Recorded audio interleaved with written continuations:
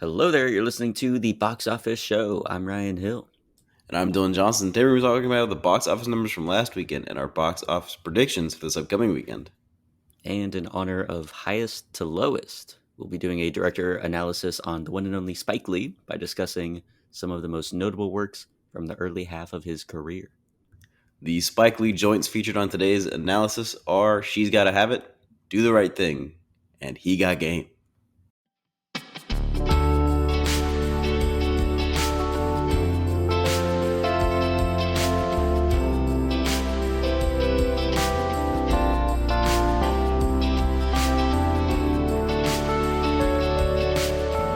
Let's jump into the box office breakdown for August 15th to the 17th. Coming out on top, Weapons, 24.5 million, retaining the crown.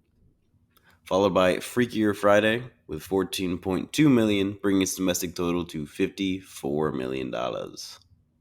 Nobody 2 with 9.2 million in its debut. A little rough. Didn't hit And the double digits. yeah, certainly disappointing for Bob Odenkirk. And the Fantastic Four First Steps following it with $9 million, bringing its worldwide total to $470 million. Certainly disappointing. Indeed. Yeah, it'll cross 500 mil, but oof, not going to hit the 600 or 700 mil that we were thinking were possibly in the cards early on. The Bad Guys 2 with 7.5 million. Superman with 5.2 million, bringing its domestic total to 340 million. The Naked Gun 4.9 million. Jurassic World Rebirth 2.9 million, with its domestic total at 330 million, just below Superman. F1 the movie 2.7 million. And Cooley with 2.4 million. Indeed. All right. The box office predictions for August 22nd to the 24th. We have K-pop Demon Hunters, the sing-along event. This was a Netflix film from Sony Animation, which has become an absolute phenom. Dylan, have you watched K-pop Demon Hunters or been exposed to any of the songs inside of I that have film? not. Have you, Ryan? I have not. And I haven't heard it on the radio yet, but apparently it's like in the top 10 or maybe number one, like one of the songs from that movie. Okay. So this thing's like I've a heard it's massive good. hit. It's like Yeah. going to be the number one movie of all time on Netflix. So yeah, they decided let's put it in theaters, make some extra dough, have people come out and sing along, I guess. So what do you think that film is going to get? Oof. I don't know. I don't think it's going to break 20 million. I'm going to give it 15. All right, very solid, very solid. And then its competition, Honey Don't, the new Ethan Cohen movie. What do you think this one is going to get? Another solo outing from Mr. Cohen? Maybe Ethan? 8 or 9 million. I don't think it's going to do big numbers. I think even that will probably be very high. I think it'd be Yeah. lucky to get 8 or 9 million. Yeah. But all right, let's now talk about Spike Lee. So definitely one of our most prominent directors and writer directors. Um, he is obviously very associated with NYU since he did his master's there, and he's a professor there currently. So people can straight up, if they go there, have Spike Lee as their professor. Wouldn't that be incredible? Sick. That'd be so sick. Like that's worth whatever the tuition is there and all that. Like Yeah. being able to Just be to go to taught by one Spike class to Lee. hear him speak Yeah. would be worth it. And he's like very involved too, because I know people like McConaughey have had some, classes at different colleges, but he's like involved there in the film program. So that is great to see. And then, yeah, ever since right out of college, his thesis film, I think, made a splash for sure. But then right out of college, he made She's Gotta Have It, which indie film, he had to scrounge up the funds for that, get it together. And then it ended up being the launching point for his whole career. He's been around ever since. So yeah, we'll talk about his very earliest film, his big sensation, the classic that everyone knows to this day, Do the Right Thing. And then we picked out another film from, the early half of his career that we hadn't seen before, just to get some of that exposure and see where his style comes in all these films. So about that, his style, his signature moves, his trademarks. Let's talk about him. We have the fourth wall break. Characters directly speaking to the camera. Mm. Very notable Yeah, move that his he style does. feels very like almost mixed documentary and fiction at the same time. He can't help but bring reality into his movies and can't help but acknowledge the fact that you were watching a film, but there is realness and reality behind the film that you're watching, and you have to acknowledge that. Like it's almost aggressive in the way that he puts the characters into the face of the camera and makes them acknowledge the audience. I love it. All of Very his true. movies, a lot of his movies do this. Yeah, and he does. I think he's done some documentaries before. His production company that he has now definitely does a lot of documentaries. So Mm, it definitely has a love for that mode of filmmaking. Yeah, absolutely. as you said, it comes into his work because that particular one, the whole like fourth wall break, I think is in pretty much every single film. Like he finds a way to put it in there. So Yeah. yeah, and then the double dolly shot is also another big trademark for him, which I love. I think Yeah. is such a great It's a technique great to look. employ. Yeah, it looks incredible all the time, and then it's special because he's very particular about when he uses it. Normally comes towards the end of his films, so Dude, the one in Black Klansman is great. that one is incredible. Yeah, I was like levitating when I saw that the first time. Yeah. I was like, this is incredible. Um, so that one's great. One that I picked up on watching these films, and then Heist of Los as well, was him replaying big actions from another Mm, angle. Like he'll yeah. do, and I think this probably comes from his sports background. And we'll talk about it here, but he loves basketball in particular. Mm, And so the replay of like a great shot or a great move, whatever it is being done by the athlete, um, he has multiple views on it, right? A couple different angles, and he's just like, why not replay it? Emphasize yeah. the action even more. He'll do he'll do Accentuate the it. same thing for small actions too, but he won't change the angle. He'll match cut and replay the same shot. Like if a character goes in for a kiss to another character, he'll just cut it back to before the kiss and show it again to emphasize how important that moment is. Hmm. Which is like it's typically considered a big taboo. It looks almost like an error in a lot of Right. ways, or a mistake, but it makes it feel so, especially when she's got to have it. He does it a lot, and it feels really vivid and like important to kind of emphasize how these small moments between these characters are so important to them, Hmm. which we'll get Absolutely. into. And then racial themes and social commentary. Malcolm I X, of forget course, about appears in it. a lot of Forget his about work. it. He's the He best. did. He's the He greatest. did Malcolm X. Um, Yeah. Come on. and Forget about it. so yeah, so clearly, yeah, and I don't know if you know Dylan, but Spike Yeah, Lee is black. So I did. in case you weren't aware, Okay. so of course, a lot of his work is going to feature uh, themes and again commentary, all things relevant to his life and his experience as a black man, black filmmaker, all of that. And so yeah, a lot of that pops up in his work. And then again with Spike Lee, like watching these films and seeing some of the other work that he has done, he's someone that like you would know a lot about Spike Lee. Again, he's a character. He's such a personality. So it's great seeing his interviews, He's the him out on the best. red carpet, stuff like that. Again, he'll always yap about everything. Like I Have always you remember. seen the interview he does where they interview him on the red carpet about Green Book? I was just about to bring that up, where it's I like love that the man interview. walks out number one when they win. He like gets Yeah. up and leaves, and then he's out there and he's like willingly being like, "Yeah, I didn't like it. Not my type of It's film. like, yeah, Not a it's some one." kind of it's like a British interviewer or something. He goes, "Are you British? Are you British? Let me put it in a way you understand. It's not my cup of tea." And then he just walks away. He's So so good. funny. He's so funny. But even if you didn't, get the delight of seeing him in those interviews and things like that, you could learn so much about Spike Lee from watching these films. Like you would definitely be able to pinpoint some of his obsessions, his passions. I mentioned like the Malcolm X thing. Even if Yeah, you never saw Malcolm X and didn't know he was the filmmaker for that, you would just see like he pops up in all of the films, yeah, posters, characters talk about him, they'll quote him, things like that. Same with basketball and with New York. Again, yeah. he If you could loves learn so much from Spike Lee watching him courtside at the Knicks games. that too. So yeah, definitely it's big passions there. And then, you know, You can learn a lot about a filmmaker from what they put on screen, what they choose to emphasize, recurring images that pop up. Again, feet are forever synonymous with Tarantino now. Mm. Um, I gotta say, Spike Lee, he loves to feature some breasts on screen, Sure does. Sure does, especially in his Ryan. early work.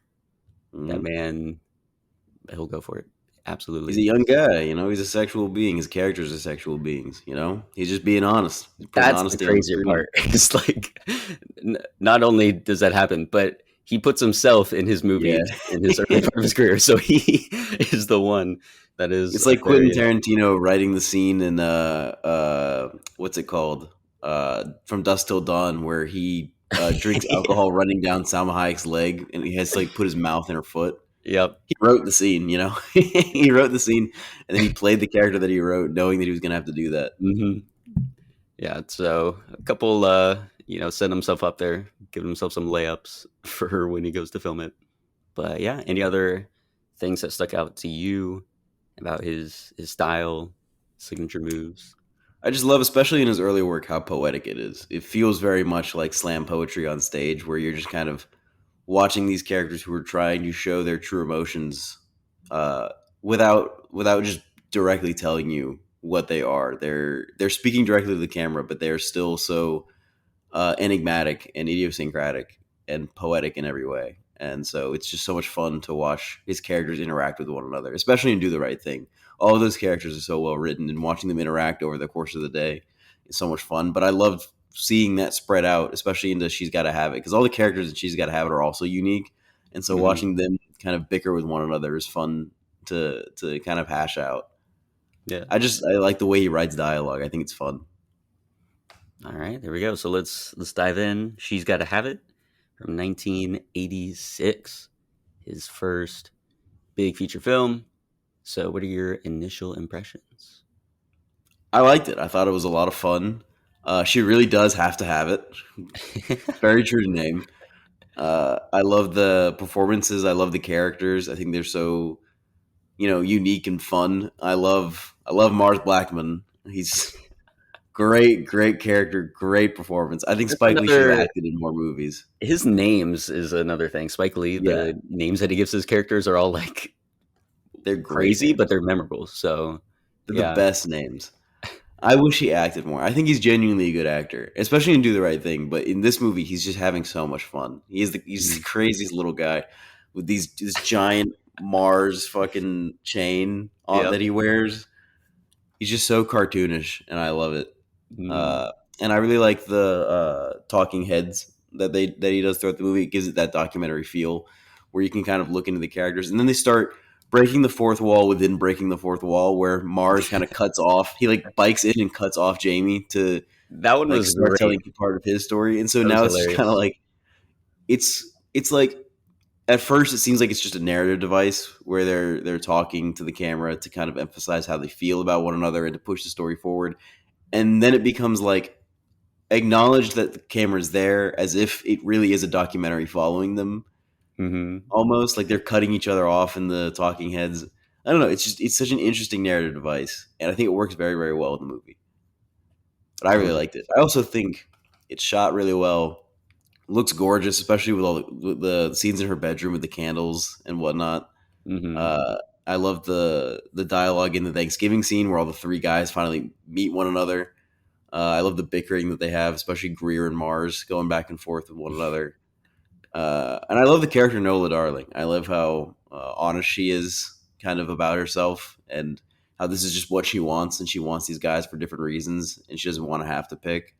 And she Hmm. enjoys spending time with all, like genuinely likes all of them, and it's just a difficult choice for her. She just feels very real and very honest, and I just I had a fun time watching, and also the dance sequence that they do, the color dance sequence, is great. Hmm.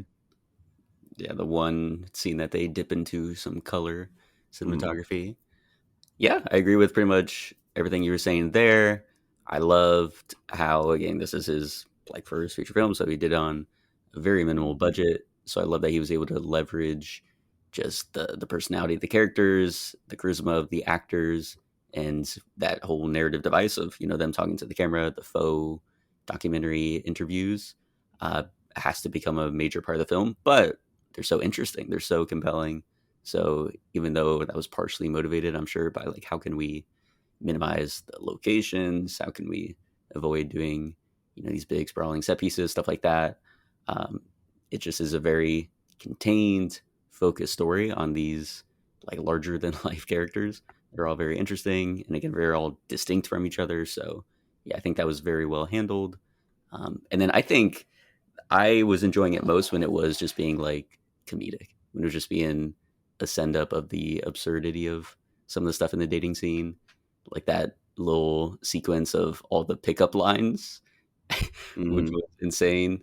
The drinking the bathtub water. Apparently, that's been around for a long, long time. I guess people want to drink some bath water. Um, and what was the one that the dude said? It was like the very last one or close to the ends about like the USDA approved tube steak, 10-inch Yes. tube steak. Oh, I'm so like, good. craziest thing I've ever Prime heard. cut tube steak. Hilarious. So that stuff was great. The scene when like Greer and her are about to get it on, he's taking off his shirt and then folds it Oh very yeah. carefully, Oh my god, dude, I was takes his shorts cracking up, off. and she's getting so bored. He's folding it so carefully. I was cracking up, dude. That shit is so Yeah. funny.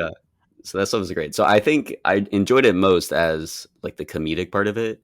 I think Yeah, in some of the absolutely. more dramatic elements, I don't know that I was fully buying, all the stuff. Just because again, the situation is a little, out there. Again, them all showing up to a Thanksgiving with the woman that they're all three like dating. I'm like, but again, dramatically, I don't know that this is giving me much about like Nola and what she wants and why she wants all these different things. But from the comedic standpoint, I was like, oh, this is a romp. Like this is fun to see them all clash and bicker with each other. So yeah, I think that was for me the strongest element to it. Um, but yeah, and then again, we get to see all those trademarks from Spike Lee pop through. Um, so again, that personality is there, makes it very entertaining. So yeah, I had a good time watching it for sure. Anything else you want to shout out about? She's got to have it. Uh, I just found it very enjoyable. I think it's a very strong first movie to make, especially for such a low budget to create such eccentric characters that can maintain interest for an hour and a half. I think is impressive, and I think the movie's very dynamic. It has a lot of fun with itself. I think Spike Lee's trying to have fun, but I do feel like I said earlier, just a strong sense of like poetry coming through in every scene, especially the way that they talk to each other, Mm. and the way that they talk to the camera, and the way that they kind of emphasize their desires and their what they're searching for, especially Nola Darling and what she wants out of the world and what she wants for herself. I think it's great and it works for me. And I like the Thanksgiving dinner scene, where they all get together, even beyond a comedic standpoint. It like makes me think of like something you might see in like a movie from the 40s where you have like a duchess who has suitors, like a Wuthering Heights type situation where you have Mm. this high regal class woman who has a lot of suitors coming after her and they're all bickering with one another. It's like it gives me that kind of like feeling of like a theatrical sort of experience watching these actors kind of interact with one another in such a bizarre circumstance. But it's Brooklyn in the 80s, and they're all just fighting with each other to get this girl, to get Nola Darling. And I think it works. I think it works very well. Even though it is a little silly given the setting and the circumstance, might not make sense to a lot of people, but I think it works. Nola Darling is appealing for many many reasons, and she has many many suitors, and they're all fighting for her attention. And this is the way that they fight. They're not Gotcha. trying to beat each other up. I mean, they threaten to beat each other up, but they're not trying to like fist fight each other. They're trying to win her affection. It's a competition. Hmm. She has to have it. Very true. What do you think about the ending when she tries to make a choice, cut out two of them, end up with one, and Mhm. then even then she was like, well, she's got to have it, but she wants to take a little break for a while and just figure things out. I think it works for her character. I mean, I think if she lives in a world where she can't actually have it, where she can't have the three guys and she still wants it, even if she wants Jamie and wants to be with Jamie and cuts out Greer and Mars, I think it's important that she takes time for herself to figure out really what she wants out of a monogamous relationship, if that's what she's looking for, or if she should continue, a polyamorous relationship if that's what she wants. I think that's something that takes time. I love the Greer saying that there's something wrong with her and sending her to the therapist. And so she has to go to the therapist. He's like, man, there's something wrong with you. Yeah. And then she quickly is like, enough. And the therapist was upset about that. Like, we should have had more sessions. Come on. And she was like, I Yeah. actually don't need this. I think I'm Yeah. fine. I'm normal. She I'm is chill. fine. She's absolutely Um, fine. She just needs to figure out what she wants and how to have it in a way that's healthy, where these mhm, guys aren't fighting over each other. Maybe she can find people who can share and won't fight over each other. Or maybe she'll find a way to, accept being monogamous with a certain someone. Maybe that's Jamie, but maybe that's someone else. And she just needs to figure that out for herself. And that just takes time, you know? mhm. Yeah, I think it's interesting. I think, I don't know. I just wanted more Nola. I wanted more connection with her. Sure. I can Um, understand that. to see more of like what makes her tick.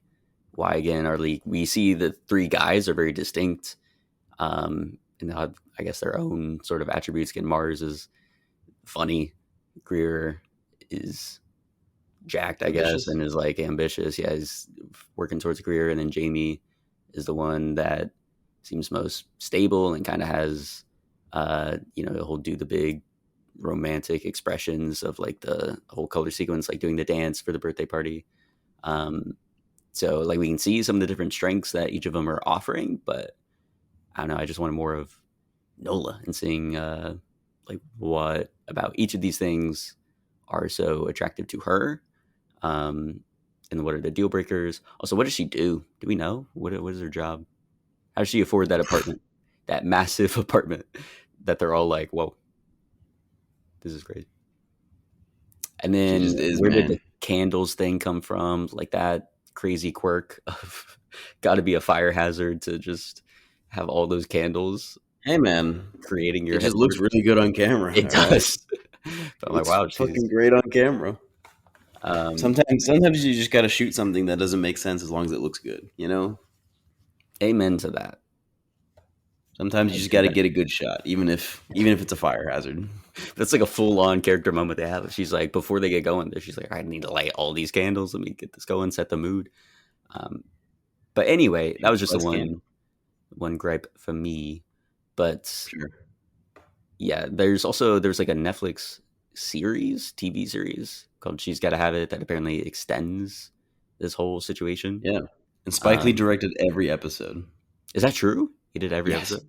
He did every Interesting. episode. Interesting. So it'd be funny to look at that and see what has changed. Like, what does he do to further develop like Nola specifically? But then also, is it still set Yeah. in the '80s or did he like update it to be current time? So Don't it's like know. what I think 20? Mars Blackman is Anthony Ramos, I think. Isn't that Really funny? Yeah, I think so. If I remember correctly. compelling, compelling. Um, but yeah, so I think that'd be a fascinating thing. I don't know that we'll ever do it, but for anyone out there that wants to, compare, I'm gonna check she's it got to have it. The movie, his directorial debut from 1986 to the 2-season series on Netflix that he apparently directed every episode of. That's amazing. You could see what changed, what he kept the same, and then again how his style has evolved and been maintained. But all right, so she's got to have it. How many candlestick adorned headboards out of 5? I'm gonna give it 4. All right, there you go. I'm giving it a 3 out of All 5. right. Let's now dive into Do the Right Thing from 1989. Certainly one of his most iconic works, and held by many to be among the greatest films of all time. Dylan, I believe you're in that camp, aren't you? I am in that camp. This is one of the greatest movies of all time. This is one of the greatest achievements in American cinema, in cinema in general. This is one of the strongest pieces of Black American cinema. This is like a turning point in cinematic history for me. Is this film kind of being willing to tell truth and to speak truth to power while also being entertaining. I Hmm. think this movie is phenomenal. I think it's undervalued in a lot of ways, and I absolutely love this film. I think it's Spike Lee's greatest achievement so far. I think it is splendid and spectacular and enjoyable. I think the characters are so real and so fresh, and the life on the street feels so vibrant. I think all of the characters interacting with one another are so much fun to watch them talk and to watch them live their lives. All of even the small side characters that are just walking around, the four little kids that walk into like scenes all the time, uh, Hmm. who just like have pretty much nothing to say, who are there when Bugging Out gets his shoes stepped on by the guy in the Larry Bird jersey, and they're all fighting with the guy, and he says, "I'm from Brooklyn," and I'll go, "Ah, oh man." There's just so much like greatness in this film, and I don't think it's recognized very often. I think it's shot amazingly well. I think the setting is fantastic. I think the costume design by Ruth Carter is fantastic. Like the outfits that Spike Lee wears in this movie, the two outfits he wears, the jersey and then the Sal's Pizzeria shirt at the end, is fantastic. And then of course the very intense ending, is iconic with Radio Raheem. Oh my god, it is very powerful and palpable, and you can feel the energy on the screen come out into you. I could feel it coming into my living room last night while I was watching it, and I just think it's a brilliant piece of social commentary. I think it's a brilliant piece of cinema. I think it is in part documentary, and much like a lot of his films, there are many times where the characters break the fourth wall and speak directly to the camera. There are many cinematic references that he's putting in here. Obviously, the love hate knuckles are from Night of the Hunter. There's just so much in here, so much passion behind it from Spike Lee, and so much value to be unearthed just watching it that I think it is one of the most important pieces of cinema history. And I love, love, love this film. There you 3 out of go. 5. Beautiful.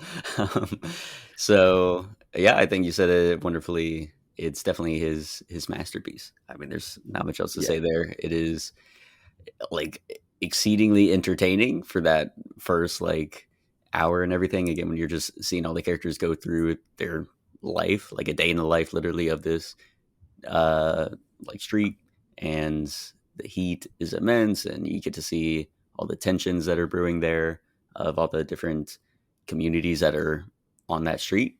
Um, and yeah, it's just so fun. Like again, he's as you said, like he's got a way with words. Like his writing is very good. It's very entertaining. His dialogue pops all the time, and then the characters again are so eccentric. The performers are very charismatic.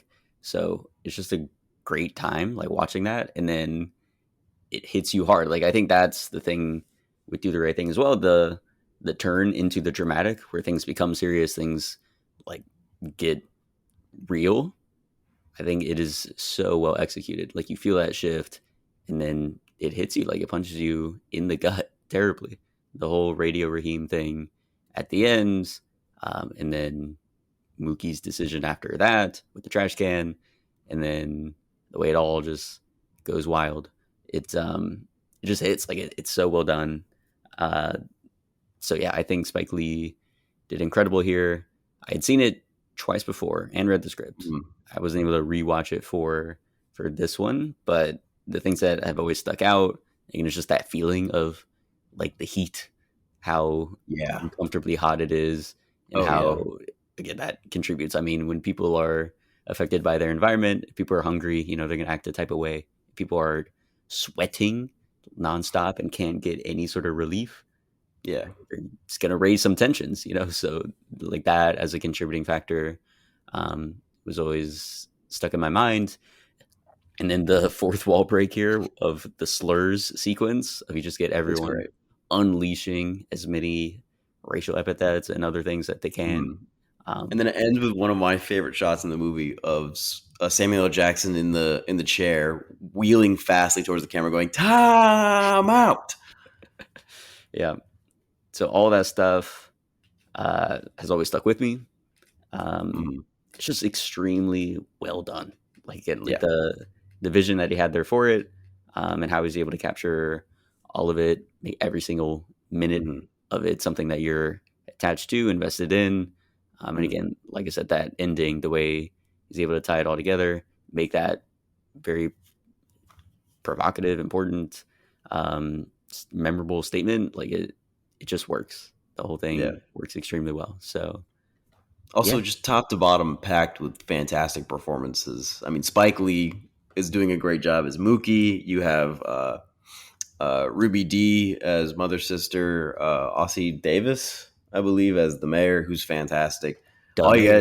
got, yeah, just remember this one thing: do the right thing. Always do the right thing. That's it. That's it.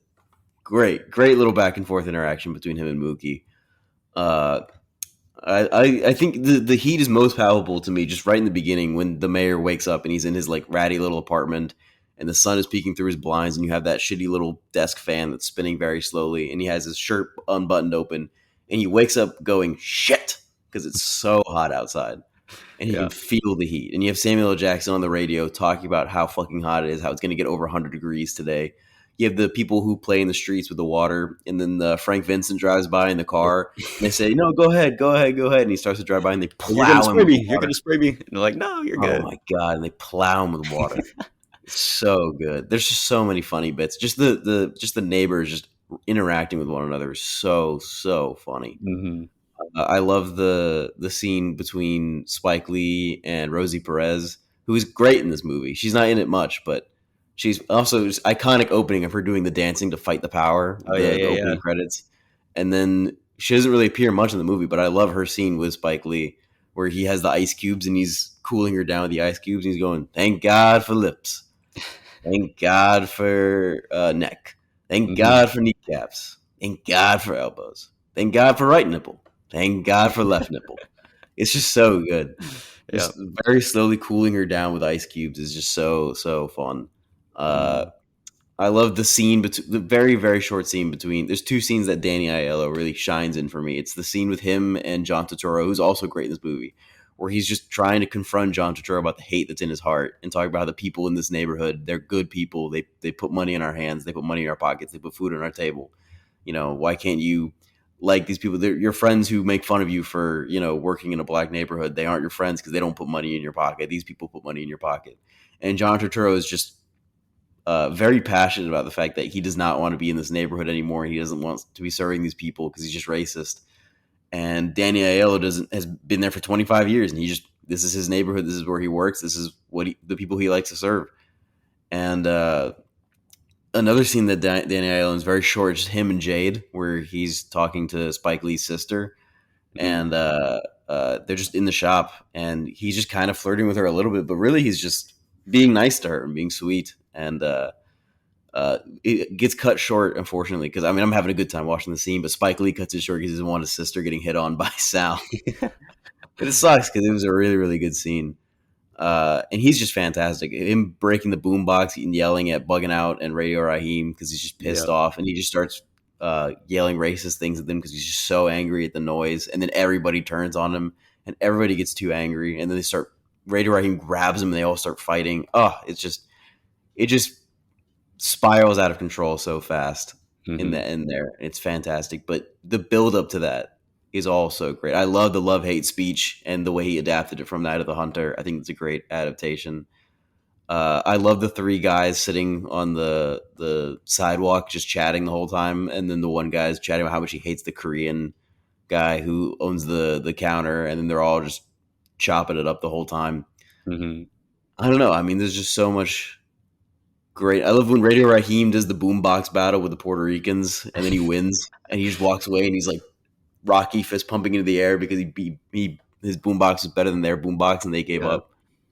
There's just so many little things. It's like little vignettes almost of this neighborhood, and then it all just clashes together at the end. It's absolutely brilliant. And then the shots in this movie are unreal. Anytime that Spike Lee is just crossing the road and it's just a wide shot of the whole neighborhood, looks Mm, yeah, fantastic yeah, with the orchestral music that's playing in the background. That to me, there's something poetic about that. This whole movie's packed with like wall to wall with like some great hip hop music from Raider Raheem's boombox and from Samuel Jackson playing tunes and some R&B stuff, and then every once in a while it'll just be a non-diegetic sound of just orchestral music, just acknowledging that there is life and beauty in this small strip of town where people are just trying to live their lives as best they can. Where Mookie is just trying to count the dollar bills he has to pay rent and to buy things. Working at this pizza Mhm. shop and not doing a very good job at it. And the shot of him delivering the pizza where the girl is drawing in chalk, and then the overhead shot, and it pulls back and it shows the whole house that she's been drawing of like this beautiful little suburban house on the sidewalk of these like brownstones in Brooklyn, and then Spike Lee walks over it. I don't know. There's just shot after shot after shot that I think looks fantastic in this movie. Mhm. It's such a delight to watch. So much genius being in here, and then the very end of the movie, after after everything happens and Danny Aiello's shop gets burned down, and it's just another day. It's another hot day. People are saying hi, and the neighborhood's almost the same, except it's been changed because of Sal's burning down after 25 years and Rid Rahim being killed. But people like pick up and they move on and they live their lives, and they're still doing the same things they were doing the day before. Mookie's still trying to get his money and walking around and saying hi to people, and they're all kind of moving on. And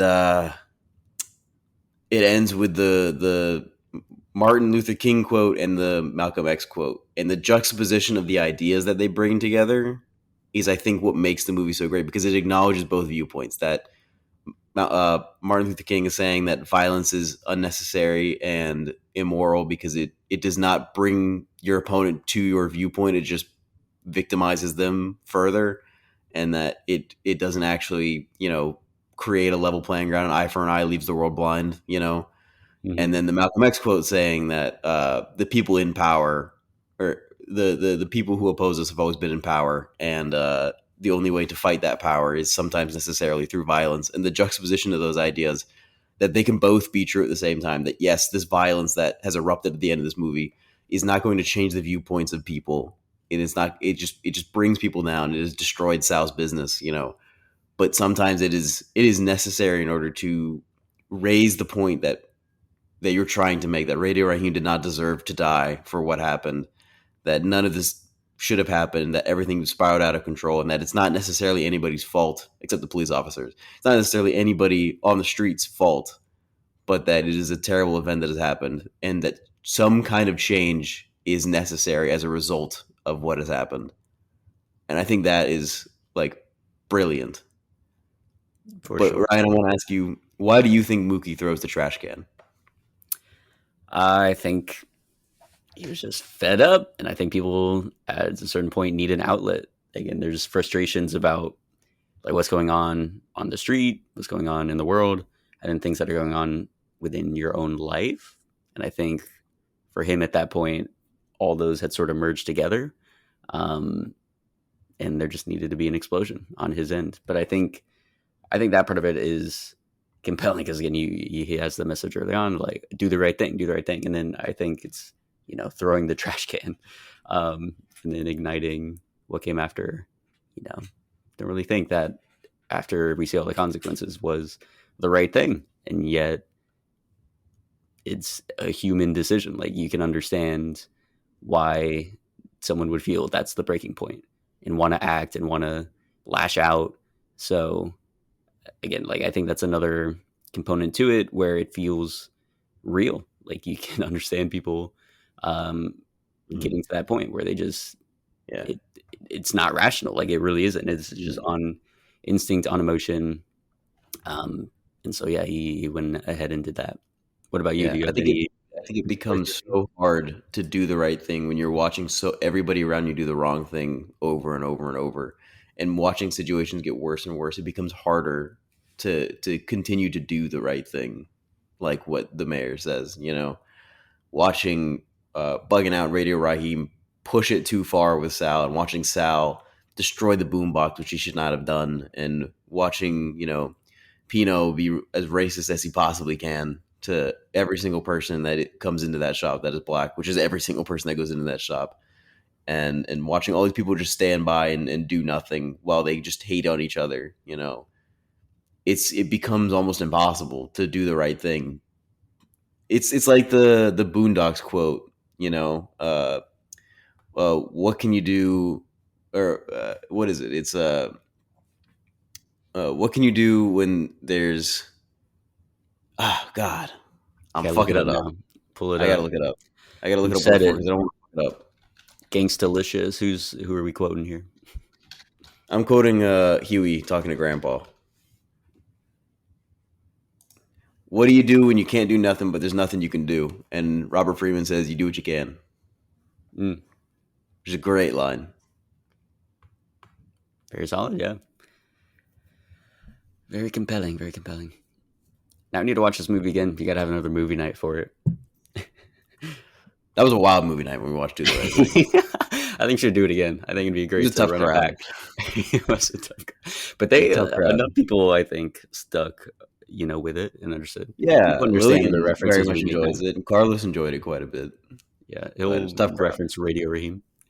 Um, yeah, I don't know. We should. It'd be compelling to see. I do want to bring the way movie it would nights look back, right now. but it'll probably be not so heavy films. Probably lighter, more enjoyable films. We have a very not movie heavy friend group. You know. Yeah, some are trying. They're trying to expand their horizons, but Yeah, I you think just got to so. find the right right balance between the fun, silly films and then the more Heavy the social significant. commentary films Yeah, about police brutality and race relations. indeed, indeed.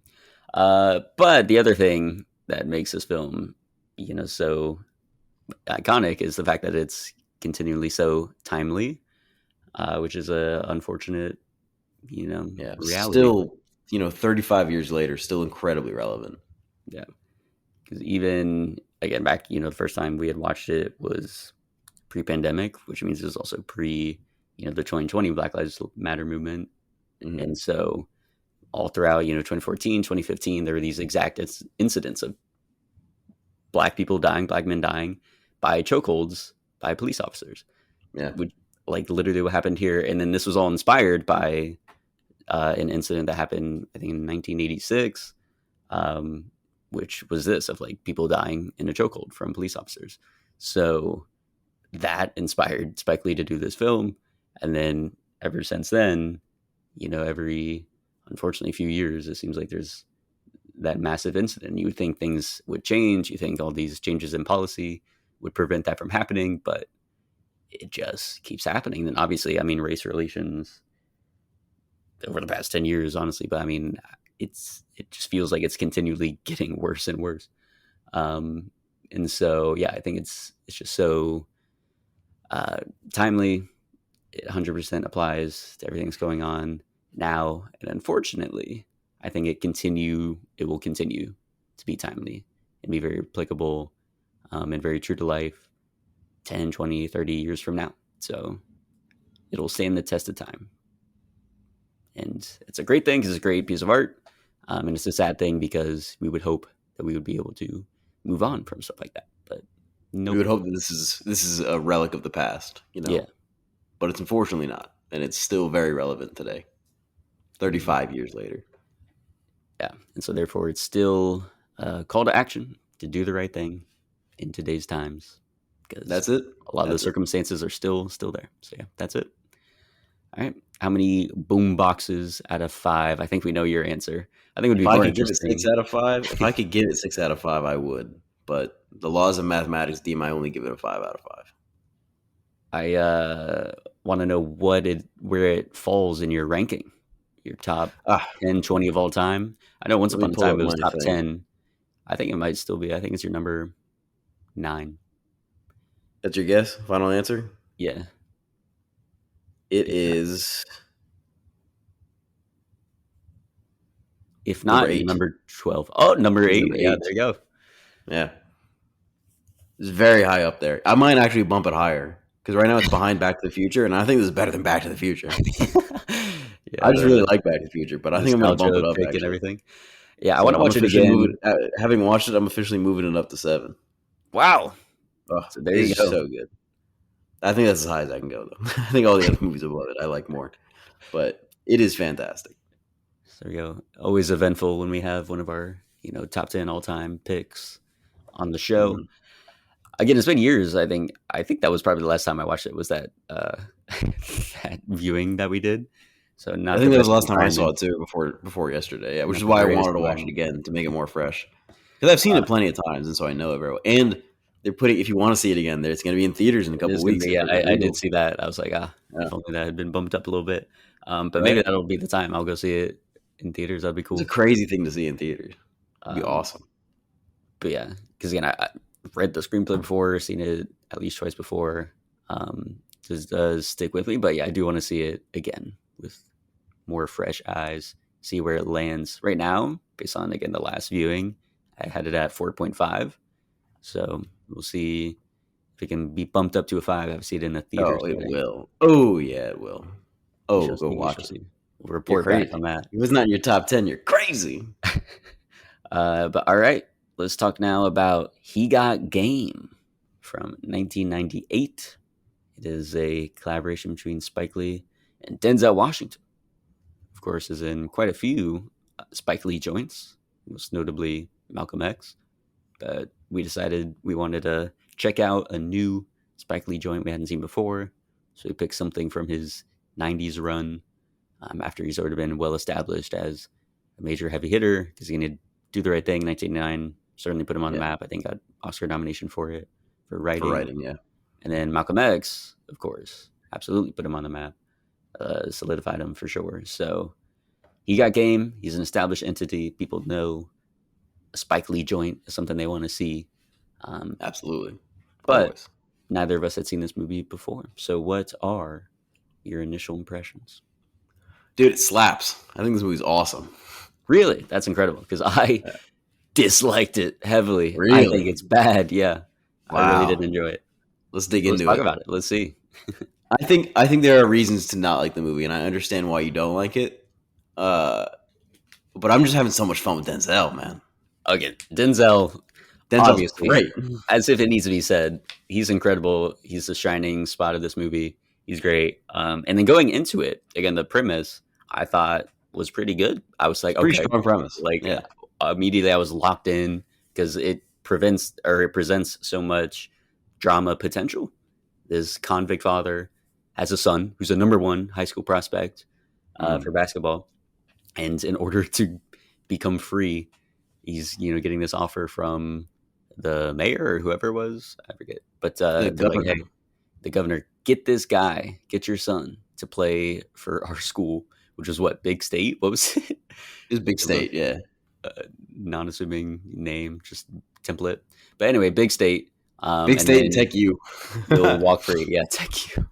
Um, so I'm like, okay, pretty cool. And then something's got to go wrong. Obviously, they're not on good terms, so they're going to be a nice father-son bonding, and then we'll get all that basketball stuff. Again, this is the film where he gets to let loose with his basketball love, go crazy Yeah. with And it. there's a lot of basketball love in this movie. There certainly is. Not enough basketball, I would say, but certainly a lot of the other elements of the game, specifically behind the scenes, I guess, and trying to scout talent. Um, but yeah, so this is a basketball movie, and I thought the potential was there for some good drama, but I think a lot of it was melodrama Mhm. or just plain like poorly done subplots that didn't add anything really. And we'll get into some of those. But again, Denzel is innocent. He's great in this. Um, but yeah, other than that, and a few like scenes here and there, a few shots here and there that I think were pretty standouts.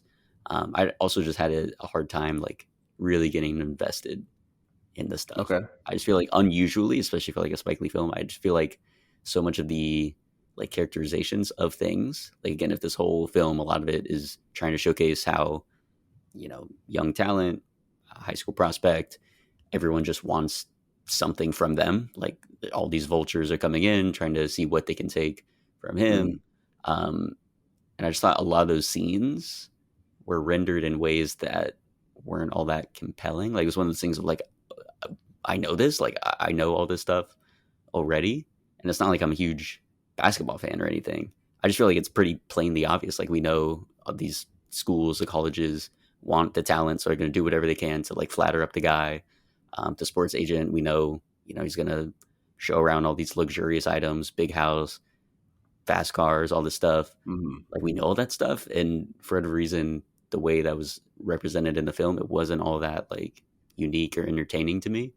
So yeah, I don't know. I think it was just like a I was not on the wavelength of the film for much of it, so which was I unfortunate. understand. Yeah. How about you? So what do you love about this film? Convince me. I I mostly just think it's cool. There's not, I understand why you don't like it. There is like an issue with the tone of the film, and there's an issue with a lot of those side characters that don't really add a lot of value to the father son main theme dynamic here that's going on. So I understand why you don't like it. I just think it's cool. I think it's cool that Jesus is touring places and he's getting flattered, and that he's like trying to stay true to what his mother wanted and go to college, and trying to stay true to what he's trying to do, and that there's a lot of external pressure and that his character is facing, and that he's trying to make a decision without, you know, being corrupted in a lot of ways, but still just trying to be like a kid. And I like the added element that Denzel now is putting pressure on him as well, but he doesn't want to. I think it's clear he wants to, get released early, but he wants his son to be all right mostly. And if he can get, it's like the juxtaposition of he just kind of wants both. He Yeah, would love to get out early. That'd be great. But I think he really just wants his son and his daughter to be all right. That's all he's ever really wanted. And so you have that kind of juxtaposition going on there with Denzel. Uh, I think the whole plot line with Mila Jovovich unnecessary. I didn't really atrocious, understand why atrocious. I don't understand why that whole thing was there. It could have paid off well. It could have been like a little side story for Jake to go through, but it just kind of doesn't really do anything. And her character doesn't really do anything for me. It's just kind of like he just kind of wants to have sex with somebody because he's been in Feels prison for yeah, 5 cheesy and years. weird. Again, I can see like on paper, the note cards that I'm sure he had in the writing process of like this guy, you know, killed his wife, pushing around too much. Here's this girl getting beat by her boyfriend. He's gonna make amends to his wife by like having this relationship and saving this woman from being, in an abusive relationship, basically. Mm. Sure, the threads I guess are there. Yeah, Um, but it just comes across like as you said, like he just gets with her. Um, and then I don't know, a the lot cut out. Yeah, performances weren't excellent across the board. Denzel's good. A few people here and there are good, but I think Ray Allen's good. she was not very great. I didn't really like Ray Allen either. I thought it was crazy. I did not know Ray Allen was in this movie. Yeah, man. So that was insane. Shout out to him and I guess Spike Lee for making that happen. Because he was like in the NBA at this point, so took some Yeah, time off. it was supposed to be Kobe, Was but a star. Kobe wanted to focus on training, so he didn't. He wasn't in the movie. Yeah, It was almost Kobe Bryant. wild, wild stuff. Yeah. Um, I thought Ray Allen was good. I think his scenes that he does with Denzel are really, really strong, and that's kind of the part of the movies that I'm most interested in because it's the plot, like it's the main plot of the movie. Is yeah, watching Denzel and Ray Allen interact with one another, and him trying to sell his son on this thing that he knows that his son doesn't really want, and mm, he's just like another. He doesn't want to come off as another vulture trying to uh, decide where his son's going to go so that he can profit off of it. And I think for me, the value is that he has all these people come at him that want him to do this thing or that thing for whatever personal gain and not care about, Jesus himself. You have Rosario Dawson who just wants to make a bag. You have his uncle who just wants to make a bag. You have the university tech you who just wants, a which by better the way, player. Rosario Dawson played her cards all wrong for that. I mean, come on, you got to play the long game here. Yeah. What's she doing? Trying to, get and that part I didn't fully understand. Like she was with I just didn't like some her dude character. that was working for the sports agent, and she was with him or not, like dating some other. I don't know. That part She definitely had sex with him. Yeah. didn't quite click to me. Like that's crazy. She admits to Um, having sex with him for sure. But then also Jesus has a threesome with large breasted women. hey, I was waiting for it. I was like, Spike Lee, we're far into this movie, and all these temptations, you still haven't given him something like that. And then, sure enough, he did, and then really went for it. I'm like, this is wild. So Yeah. we crossed that one off the list for his thing, and there were all the other things in there too. The team introduces themselves in that fourth wall break setup, Mhm. so we get a lot of Which those I think those is moments. great. Um, I no I double think it is dog probably about 30 minutes too long. I think a lot of the Tech is U long. stuff could have gotten cut out. I think a lot of the Mila Jovovich stuff could have gotten cut out. And I think it Yes. could have been streamlined, Denzel Ray Allen storyline. which I think would have benefited the movie quite a bit. Hmm. And there's just a lot of extra stuff in there that I don't think is necessary. Uh, I didn't really care. I could see myself caring about the Rosario Dawson Ray Allen storyline, but I just didn't in practicality. In all honesty, Yeah. I just think this movie's cool. Like I think the characters are cool. I think a lot of the performances are cool. I think Roger Gunver Smith as Big Time, I think is his name, the character, the dude driving the car. Dude, I thought that was I think he's terrible. cool. I I think was he's like, cool. this is genuinely bad. Why did he sound like Christopher Walken slash John Travolta? Like, go back and listen to that. It sounded like this is what if there were a cross between Christopher Walken, John Travolta, and that cross somehow ended up being black and very interested in protecting this one dude from getting taken advantage of as he becomes the number one, basketball player. Mm, That's what it would sound like. And that's all I could yeah, think about. I was like, this is bizarre, insane. And it just kept yeah. going too. I'm like, what are we doing? So that part I thought was absurd. I think something that frustrated me a lot was the use of the music. I thought the Uh, score was so like cheesy, sappy, melodramatic. yeah, I think it worked in certain scenes. Like I think the flashback to him being the father, like playing his like child son and like being too aggressive. I think Hmm. the music works in those scenes, but then there's a lot of other scenes like him Ray Allen breaking up with Rosario Dawson, where I'm like, I don't know why this music is playing and it's playing over their dialogue, and it just doesn't That whole fit at scene, all. and they just kept going back and forth. I did like, they're on the bench, and the green light Yeah. was splashing on them. Everything. I thought it was pretty compelling. I just thought it was funny too that they're both um, like, did they ever really care about the relationship at all? Like, they're both just sitting there being like, "You cheat on me, well, you cheat on me, you It did this." feels very high school, which I think is the point. Yeah, which I mean, they Is are like high school, I guess. saying that they're just like deeply in love with each other, but then not actually being in love with each other. You know, like not having the follow through, and then being hurt because they said they were really in love with each other, even though of course they actually aren't because they're in high school, and so the follow through just isn't there. It feels very high school, which I think is fine. You know, I think that Mhm. tracks.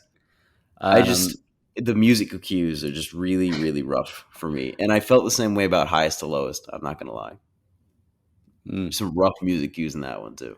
I agree. I agree. That's why because I watch them in order and everything. That's why when you mention the orchestral stuff in Do the Right Thing, I'm like, I want to go back and listen to that and hear if there's a difference. There's definitely something has changed over years with at least the score music that he puts into it. The And, score and Do the Right Thing is used to phenomenal success because it's very rare and only in very specific circumstances, and it fits into the scene he's trying. It's not covering up dialogue. It's not trying to like. It just sets the tone of making it seem like the street that they're on is larger than life. That there is more to it than just on the surface. You know, yeah, it is a deeper and more poetic way of being than just these people who are having fun and just like these people are not just surface level human beings. You know, they are deep, empathetic people who have like full lives and emotions. And in this one, it just kind of feels like we know that they are deeper people because we're watching deep scenes with them. We're watching dramatic scenes with them where they are engaging in deepness. I don't need this like orchestral kind of it sounds like it's supposed to be like uplifting music over like pretty heavy yeah, scenes. It just doesn't quite match the tone, which is why I think there's some tonal issues in the movie.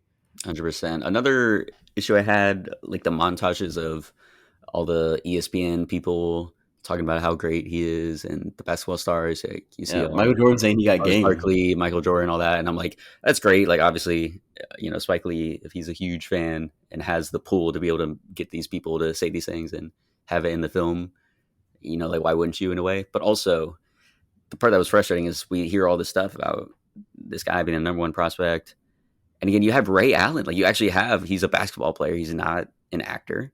Um, Mm.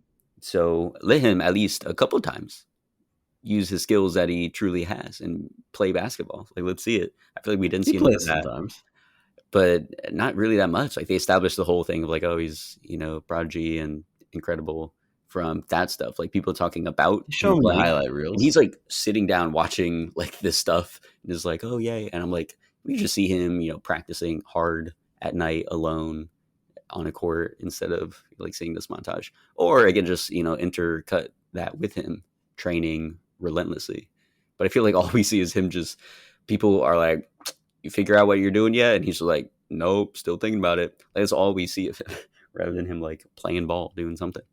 So I don't know. That was a little pet peeve. I thought the flashback scenes. So what are we doing here? So Denzel straight up did just kill the mom, like accidentally, of course, Yeah, but he straight up was pushing the kid around, pushing her around. She bumps her head. She's dead. yeah. Okay, interesting. Um, and That's why he then hates him. understandable. I'd I hate him too. I'd hate him 100%. too. So, but then it's like we never really reckon with that. Like the whole thing at the end is like, oh, forgive your daddy, basically. He hugs her But grave. why? Like he does hug the grave again, very cheesy. I'm like, what are we doing? Very cheesy. Which is why I That shit think was it's crazy. funny. I was like, Like oh, watching He Got Game and then High Stelos as well. Like Spike Lee is corny. Like he's straight up corny. But yeah. sometimes it works really well and it can come out. It's like cool. But he is very corny. And I think in He Got Game, for me, I'm glad it worked for you, but for me, it weighed heavily on the corny side. Where I I was think like, you're hugging the not killing the gravestone was a person. little too corny for me, but a lot Yeah, of it was fine. yeah. Um, and I will say two scenes that I really enjoyed. The scene where Denzel and Ray Allen are on the boardwalk, and he's talking about how he actually gave him the name of Hmm. Jesus. I thought that was good because it felt again like that felt like we were getting real insight into the character. Because again, like naming your kid Jesus, and then setting him up for a life of getting all these comparisons and jokes being made, um, like wild thing to do. But then you see why he did it and like what the inspiration was for it. And I was like, okay, like I feel that it felt as well like a nice expression of Hmm. Spike Lee's love of the game as well, and you get to see that through the character having a love of the game, this particular niche knowledge, and then like passing that on in some way. I thought that was very compelling. And then the one-on-one that they do at the end is actually very well done. I was like, Dude, yes. it's so sick. That is a great scene. It's fantastic. So yeah, at that like during that scene, I was like again having the Stockholm syndrome thing. I'm like, maybe this is a good movie. Like, what in the world? No, but that is an incredible scene in the film. So I just wish the rest of it was done to the That scene same definitely brought me quality. around quite a bit. Is watching that scene at the end and being like, no, this slaps. Yeah, because you know what's going to Everything's building happen. up I to that. mean, no If way they of just cut out a bunch of the unnecessary side stuff, if they cut out pretty much all of the Tech U visit, and if they cut out the uh there's a lot that they could have cut out, and they just streamlined the father son story. We would have made that scene even cooler, you know? 100%. Yeah. Um, but yeah, I just like again, what's going to happen. Again, no way, 45-year-old Hmm. Denzel, who has always just been an amateur ball player, is going to beat Yeah, his number one high school prospect son. Um, but again, it's that thing of like, and anyone can, I mean, most people can relate to the whole father son thing of like, or even just older brother thing too, of like, you're always trying to find the point when you're able to beat them in a game. Um, and then for someone like Denzel, who has so much writing on that particular thing, again, he's trying to like force the hand there of like make the decision one way or another. Like you're gonna have to choose where you're gonna go to school and whether or not you want me to be like part of your life, basically. Like yeah. that's really what's being fought for in that battle. And there's no way he can win, and he's frustrated by that, undoubtedly.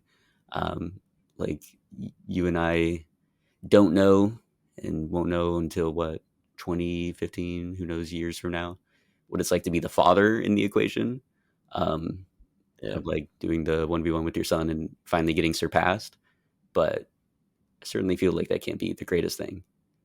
But when it's like this, where it's you're probably losing your freedom because you think your son absolutely hates you, but then you're like, oh, he's But off he's on his all own right. now, basically. Like I He's can't yeah. teach him anything He's else. set up. He's set up for success. All the stuff I did to him, like, which again wasn't great, but all the stuff I tried to impart to him, being hard on him, teaching him those lessons, like he's got it. Like now he's able to go and his own life is set up, but Yeah. also He's got his game. sister's life. He's going to be able to provide for her and everything. So, yeah, I just thought like that particular element, again, it goes back to the potential of drama that the premise has. Where I'm like, this is so rich. It's so nice. Um, so I like that. At least that part of it was executed very, very well. Yeah. Yeah. Any other things about He Got Game that you want to Did comment you on? think Denzel was going to get shot at the end? I don't know what was going on with that. Again, that was like I'm like, what are we doing? They would I think it's shoot a him cool way for to end it, of him throwing a throwing the basketball. basketball over the. I like the idea of him throwing the basketball over the prison wall and ending up in the stadium. I Yeah. think that's cool. After that I part, I'm don't like, I okay. don't But think the guy threatening to shoot him was necessary at all. I have no, yeah, they just did that to make it more dramatic, I guess. I'm like, this Dude, if is he had gotten stupid. shot, bad movie. I think this movie would have been bad if he had gotten shot at the end. That would have been dumb as fuck.